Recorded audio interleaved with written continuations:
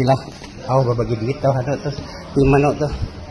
Nah, telah menutup. Penggerebekan dugaan politik uang menjelang pemungutan suara ulang Pilkada Barito Utara menjadi sorotan masyarakat.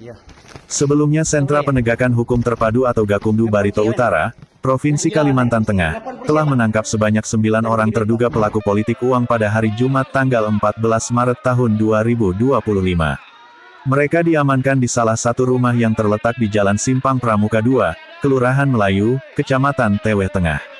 Menurut penjelasan dari Nurhalina selaku Koordinator Penanganan Pelanggaran, Data, dan Informasi Bawaslu Kalteng, penangkapan tersebut berasal dari informasi yang diberikan oleh pihak pasangan calon nomor urut 1 dalam pilkada setempat.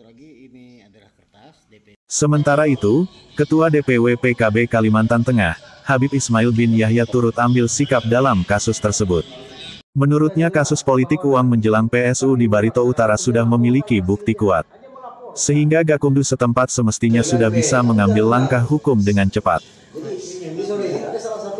Tangan ada money politik di Barito Utara gimana? Iya, kalau kami selaku ketua DPW PKB tentunya ya terlepas dari bahwa calon itu didukung PKB atau kader, terlepas daripada itu semua, melihat bukti-bukti yang ada dengan OTT, dengan bukti ada uangnya, ada DPT-nya, ada gambarnya, gambar calon segala macam kan. Setelah itu yang tertangkap itu katanya juga wakil bendahara. Tentunya kita juga berharap sebagaimana senior kita ahli hukum ya, yang ada di Kalimantan Tengah ini, praktisi hukum yang sudah menyatakan bahwasanya itu seharusnya Gakumdu Kabupaten sudah mengeluarkan keputusan atau maklumat tentang hal ini. Tapi andai kata itu dilemparkan ke provinsi juga, kita berharap jangan sampai, minta maaf ya, dalam tanda petik jangan sampai masuk angin ya. Karena ini sudah jelas sekali laksana matahari di siang hari yang tidak tertutupi awan gitu loh, jelas sama sekali. Dan ini tentunya juga sudah dikonsumsi oleh seluruh masyarakat Kalimantan Tengah, bahkan Indonesia, karena sudah beredar, sudah viral videonya, penangkapan, video OTT-nya.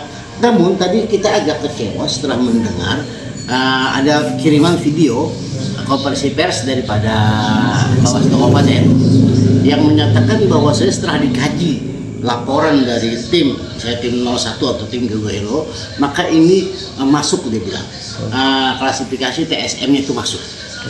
Lalu karena ini TSM dan diserahkan langsung ke Bawaslu provinsi. Saya agak kecewa di situ. Kenapa TSM-nya yang didorong gitu loh. Sementara OTT-nya tidak dibicarakan tadi saya di video itu. Entah yang aslinya kita nggak tahu ya. Sementara yang kita tahu yang masyarakat ribut bukan hanya Barito Utara, se-Kalimantan Tengah. Masalah ribut itu adalah tentang OTT-nya. Tentunya tatkala itu OTT nggak perlu dikaji lagi. OTT kan nggak perlu dikaji, sudah lengkap, saksi, bukti, lokusnya segala macam sudah jelas gitu. Jadi seharusnya itu sudah masuk pidana pemilu, dan tentunya tatkala pidana pemilu banyak konsekuensinya, dan salah satunya adalah pembatalan sebagai paslon. Siapa yang dibatalkan? Tentunya paslon yang katanya sih diduga, tapi bagi saya karena saya lihat video bukan diduga lagi, karena jelas itu ya, kalau diduga paslon nomor 2 misalnya kan, itu harusnya dibatalkan. Itu bagi PKB, terlepas bahwa itu dukungan siapa. Ini kita memandang dari sesuatu yang viral aja. Di tempat yang sama, pengamat hukum, Rahmadi Gelentam, menjelaskan terkait tata cara administrasi pemilihan dan tata cara pelanggaran administrasi pemilihan yang bersifat terstruktur sistematis dan masif atau TSM. Apa harusnya? Jadi ada 2 sistem ya. Pertama, kalau berdasarkan Bawaslu nomor 8 yang kemudian dirubah terakhir tahun 2025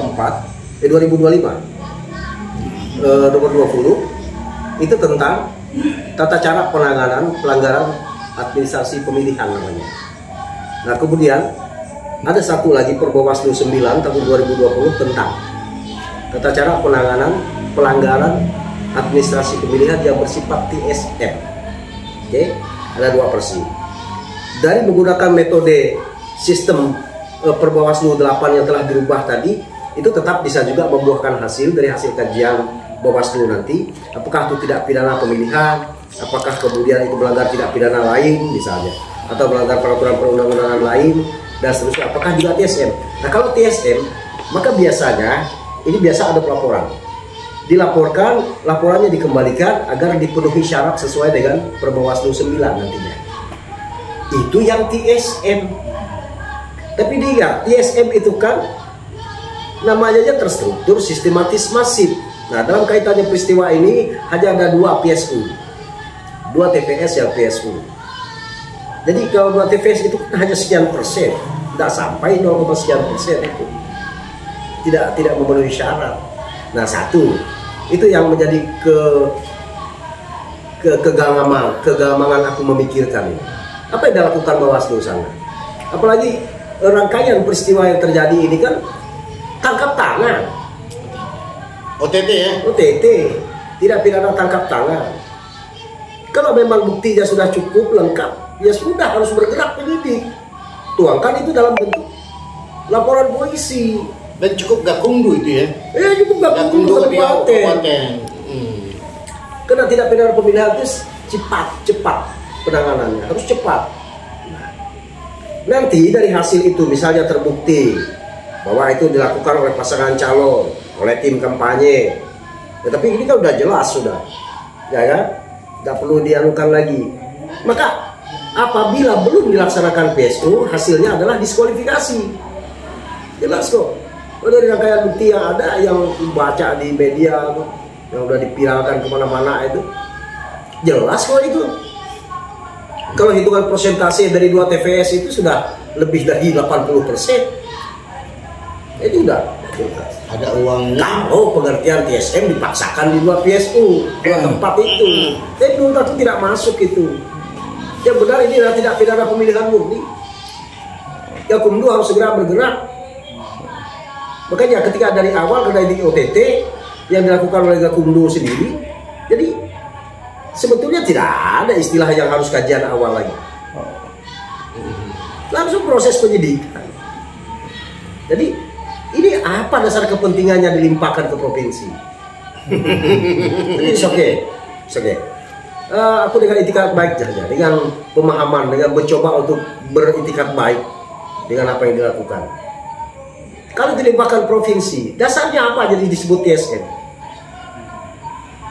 Gitu loh.